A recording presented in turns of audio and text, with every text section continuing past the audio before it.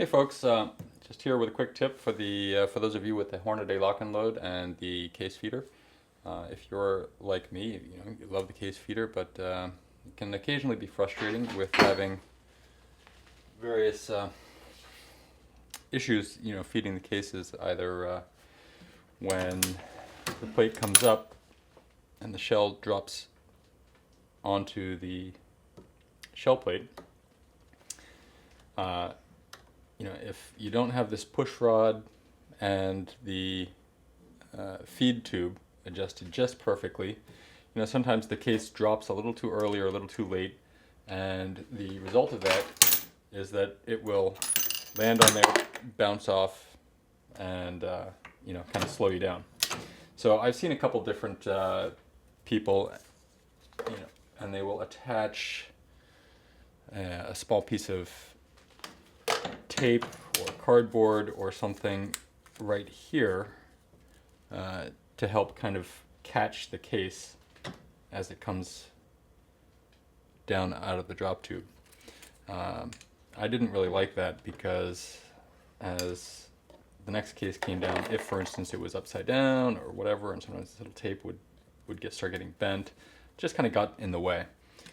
So what I've found to be the easiest solution is simply take a piece of index card. This is actually a piece of business card that you would print at home, roll it up in a tube, the exact diameter of this, a piece of tape and a piece of cardboard here, put it over the drop tube.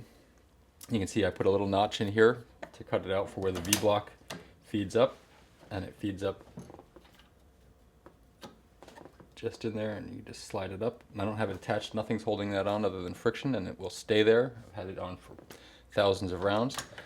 And when the cases come down and they drop down into the tube, you can see that it is now entirely captured by this, I guess, extended tube, and pretty much solves any of the issues that I had with the cases dropping off of the shell plate.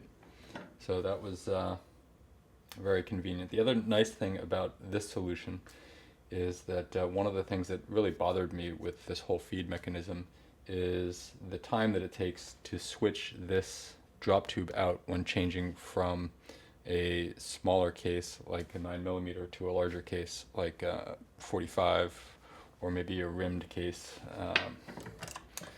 like these 357s that won't fit into the well, actually 357s I guess fit in there, but a 45 case won't fit into the smaller drop tube. So to get it to work really reliably, you have to keep swapping that out. But with this, I never have to change this tube out. I just leave the large tube in all the time, which means that I don't have to take this pivot body out,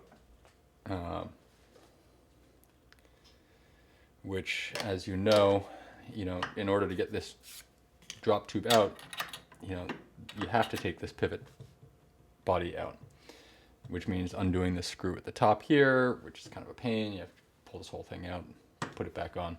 But with this simple little piece of rolled up index card, set right on there like that, just leave the large tube on all the time, and it solves any bouncing case issues that I've had. So now the only thing that I have to swap out is the inside little sizing piece, which you don't need to remove this for. You don't even need to take that tube out. Just drop that in when you're using a small case, take it out when you're using a large case, and you're off to the races. So I hope that helps. It's all 15 seconds, and it works great.